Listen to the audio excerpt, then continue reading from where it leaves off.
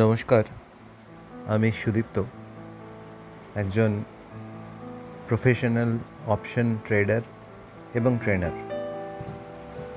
Option trading নিয়ে এখন নানা রকম কথা শুনতে পাওয়া যাচ্ছে রিসেন্টলি, যে অপশন ট্রেডিংয়ে পয়সা পাওয়া যায় না, 90% লোক অপশন ট্রেডিংয়ে পয়সা লুজ করে।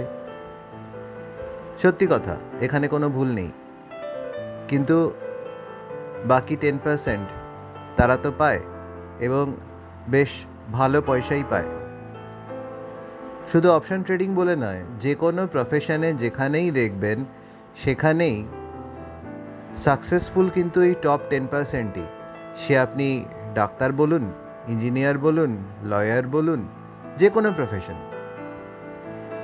একটা ক্লাসে 40-50 জন স্টুডেন্ট যদি থাকে, তার মধ্যে ওই টপ 10%কেই সবাই চেনে, তার বেশি কিন্তু চেনে না।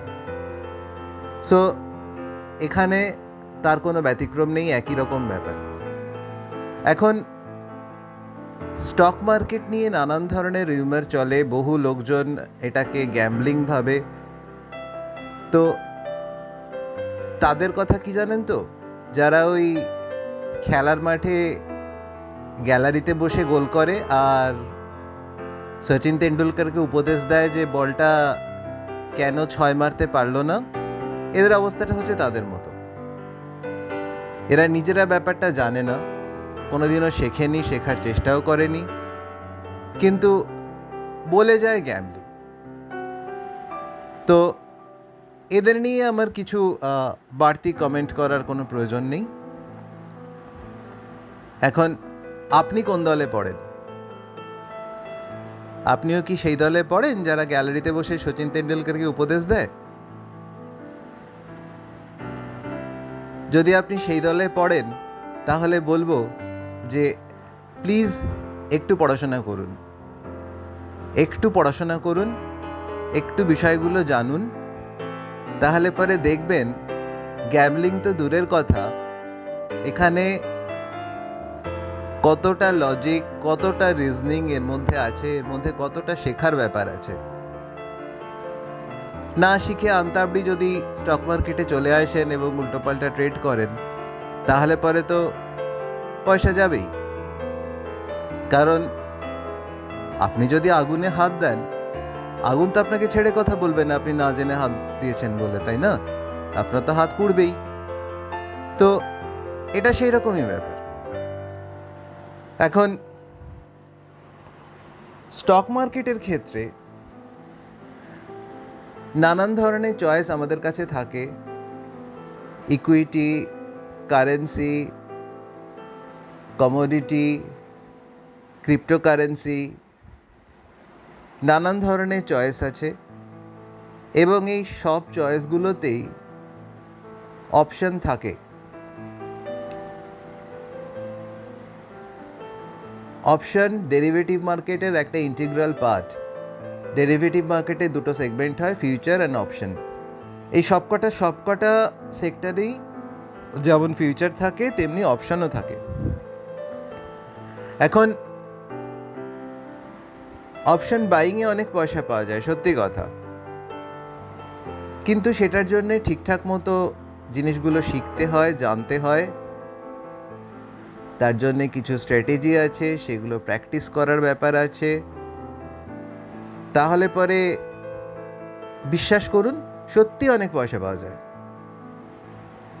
হ্যাঁ, যে কোনো জিনিস শিখতে গেলে শুরুর দিকে একটু তো পা হড়কাবেই। তো সেটা যদি আমি হিসেবের মধ্যে ধরে নিই, তাহলে পরে দেখবেন এন্ড প্রোডাক্টটা কিন্তু লাভজনক, শেষে গিয়ে কিন্তু জিনিসটাতে লাভই হয়। কিন্তু ওই যে বললাম যে ঠিকঠাক করে শিখে আসতে হয়, ভালো করে জেনে প্র্যাকটিস করে তারপরে যদি ময়দানে নামেন, তাহলে পরে গোল তো আপনি করবেনই, সেটা একদম নিশ্চিত। আর আরও একটা কথা বলি, যদি আপনার গোল ঠিক থাকে, মানে যদি আপনার লক্ষ্য ঠিক থাকে, তাহলে আপনাকে কে আটকায়? এখন কিভাবে শিখবেন? অনেক বইপত্র পাওয়া যায়, সেই সব দেখে পড়ে শিখতে পারেন, কিন্তু সমস্যা একটাই, সেটা অনেক সময় সাপেক্ষ। 7 থেকে 10 বছর লেগে যাবে আপনার শুধু শিখতে, এবং সেখানে নানান ধরনের যে মেটেরিয়াল অ্যাভেলেবল, তার মধ্যে কোনটা রিলায়েবল কোনটা নয়, কোন থিওরিগুলো এখন কাজ করে কোনগুলো এখন কাজ করে না, সেটা তো আপনাকে বলে দেওয়ার কেউ নেই। আপনাকে নিজে নিজেই বুঝতে হবে, নিজে নিজেই জানতে হবে। তো সব মিলিয়ে তারপরে হিট অ্যান্ড রান পদ্ধতিতে করে করে দেখতে হবে কোনটা লাগলো কোনটা লাগলো না। তো সব মিলিয়ে ব্যাপারটা অনেক সময় সাপেক্ষ। সেক্ষেত্রে আমাদের দরকার একজন গাইডের, মানে একজন ট্রেনারের,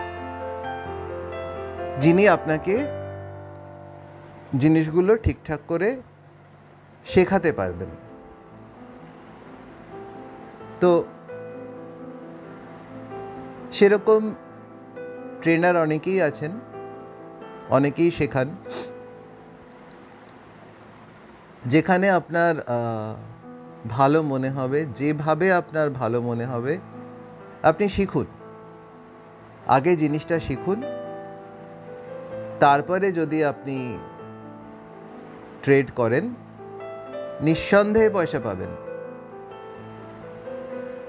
যদি আমি করতে পারি তাহলে আপনি কেন পারবেন না? আপনিও পারবেন। শিখে আসতে হবে। আর অন্য যে কথাটা সেটা হচ্ছে, যদি আপনি অপশনে ট্রেড নাও করেন, ধরুন আপনি ইনভেস্ট করেন, মানে কোনো স্টকে বা কোনো অন্য কোনো এতে কিছুতে ইনভেস্ট করলেন ভালো রিটার্নের জন্য, সেক্ষেত্রেও আপনাকে জানতে হবে যে কখন ইনভেস্ট করার রাইট সময়, মানে কখন ইনভেস্ট করার ঠিক সময়, এবং কোন স্টক বা কোনটাতে ইনভেস্ট করলে সব থেকে বেশি রিটার্ন পাওয়া যাবে এই মুহূর্তে আজকের দিনে দাঁড়িয়ে। সেটার জন্যও কিন্তু এটা শেখা জরুরি, কারণ এটা না হলে পরে, এটা না জানলে পরে আপনি জানবেন কি করে যে কোনটা ঠিক সময়, যে দামটা চলছে এই দামটা ঠিক দাম না এর থেকে আরও নিচে যেতে পারে, আপনি আরেকটু ওয়েট করে আরও কিছুদিন পরে কিনতে পারেন, বা এখন যে দামটা আছে সেটা ফেয়ার ভ্যালু, এই দামে কেনা যায়, ভবিষ্যতে এখান থেকে বাড়বে। আপনি জানবেন কি করে? আপনি যে এখান থেকে কিনছেন, আপনি কেনার পরে 10% বেড়েছে বা ধরুন 15% বেড়েছে, আরও যে বাড়বে না, বা এটা অলরেডি একটা স্যাচুরেশন লেভেলে পৌঁছিয়ে গেছে এখনকার মতো, সেটা আপনি বুঝবেন কি করে যদি আপনি না শেখেন? নানান ধরনের চ্যানেলে নানান ধরনের অ্যাডভাইজারি পেতে নানান ধরনের অ্যাডভাইস পাওয়া যায়, কিন্তু সব অ্যাডভাইস তো রিলায়েবল নয়।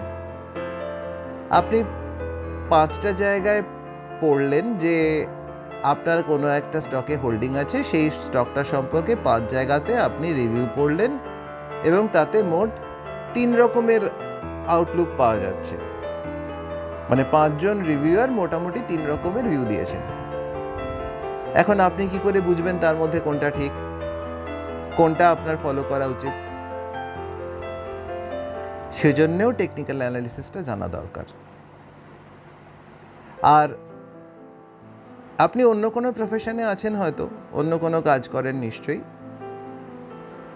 তার সঙ্গে সঙ্গেও এটা করতেই পারেন, সময়ের অভাব হবে না। কারণ স্টকের বা ইন্ডেক্সের অপশন মার্কেটে আপনি যদি সকালবেলা 9:15টায় মার্কেট খোলে, আপনি যদি সকালবেলা 1 ঘন্টা সময় দিতে পারেন যথেষ্ট। আর কমোডিটির মার্কেট তো রাত্রির 11:30 অবধি খোলা থাকে। আপনি অফিস থেকে বাড়ি ফিরে এসে তারপরেও সেটা দেখতে পারেন। কিংবা আরও যদি এক ধাপ এগিয়ে যান, ক্রিপ্টোকারেন্সি তো 24 ঘন্টা খোলা থাকে, সপ্তাহে 7 দিনই। কাজেই আপনি অফিস করে বা অন্য কোনো ব্যবসা করে তারপরেও আপনি এটা স্বচ্ছন্দে করতে পারেন, সময়ের অভাব হবে না। এটা একটা সহজ উপায় যেটা আপনি করতে পারেন।